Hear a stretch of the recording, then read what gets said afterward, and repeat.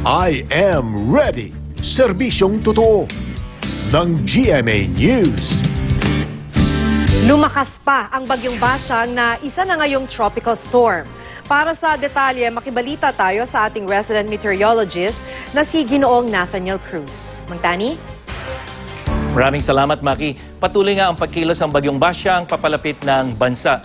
Sa ngayon, nakataas ang signal number 2 ng Pag-asa dyan sa mga probinsya ng Cebu, Bohol, Leyte, Southern Leyte, Eastern Samar, Samar at Camotes Island. Signal number 2 din sa Camiguin, Dinagat Province, Surigao del Norte kasamang Siargao Island, northern part ng Surigao del Sur at northern part ng Agusan del Norte. Diyan naman sa Mindanao. Malaki po ang tsansang magkaroon ng storm surge o yung malalaking alon sa mga lugar na yan, lalo na sa mga lugar na malapit sa tabing dagat. Nakataas naman ang signal number 1 sa nalabing bahagi ng Agusan del Norte at ng Surigao del Sur, Misamis Oriental, Misamis Occidental, Agusan del Sur, hilagang bahagi ng Bukidnon at Zamboanga del Norte dyan sa Mindanao. Sa Visayas, signal number 1 din sa Northern Samar, Biliran Island, Aklan, Capiz, Antique, Iloilo, Guimaras, Negros Occidental at Negros Oriental at Siquijor. Nakataas na rin ang signal number 1 sa ilang lugar sa Luzon, partikular na dyan sa Masbate at Cuyo Island. Dapat po maging IM ready ang mga residente sa posibilidad ng landslide at flash flood dahil sa malakas na ulan at bugso na hanging dala ng bagyong Basyang. Huling namataan ng Pag-asa ang sentro ng bagyo, 432 kilometers dyan sa silangan ng Surigao City. Taglay nito ngayon, ang lakas ng hangin umaabot na sa 65 kilometers per hour malapit sa sentro at bugsong aabot naman sa 80 kilometers per hour. Kumikilos ito ng pakanluran sa bilis na 30 kilometers per hour. Sa taya ng ahensya, inaasahang maglalandfall ang bagyong Basyang dyan sa may southern Leyte o sa may northern tip ng Surigao del Norte, posibleng mamayang gabi o bukas ng madaling araw. At sunod namang tutumbukin nito ang mga probinsya ng Bohol, Cebu, Negros, Palawan at patungo ng West Philippine Sea. Base sa track ng Weather Central, posibleng sa linggo ng hapon, inaasahang lalabas ng PAR ang bagyo.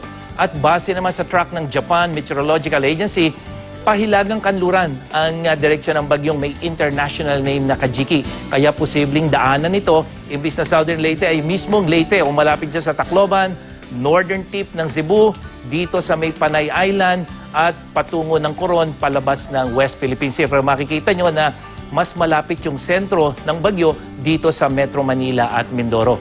Basta datos ng Weather Central, maaaring magkaroon ng katamtaman hanggang sa malalakas sa pagulan sa Mindanao, lalong-lalo na dito sa may Caraga Region tulad dyan sa may Surigao.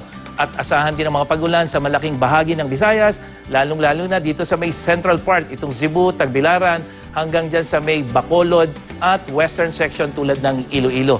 Posible ring makaranas ng katamtamang pagulan sa ilang bahagi ng Palawan at ng Bicol Region.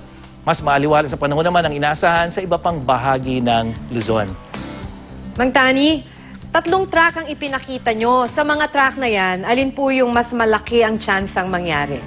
Maki, hindi natin pwedeng masabi na yung ipinakita nating track tulad ng sa Pag-asa, dyan sa JTWC o yung ating Weather Central at dito sa GMA kung alin yung mangyayari. Ang mahalaga, nakita natin na may mga posibilidad na kung saan ang sentro ng bagyo ay tatama dito sa may northern tip ng Caraga o kaya naman ay dadaan dito sa may Leyte, dyan sa may Tacloban. Ang mahalaga dyan, Maki, ay dapat yung ating mga kababayan laging IM ready sa mga posibilidad, lalong-lalo na yung sinabi natin na dadaanan nung 3 track na binanggit natin. Kaya dapat po, lalong-lalo na doon sa storm surge dahil ito ay isa ng ganap na tropical storm. Ako po si Nathaniel Cruz para sa I Am Ready, serbisyong totoo ng GMA News.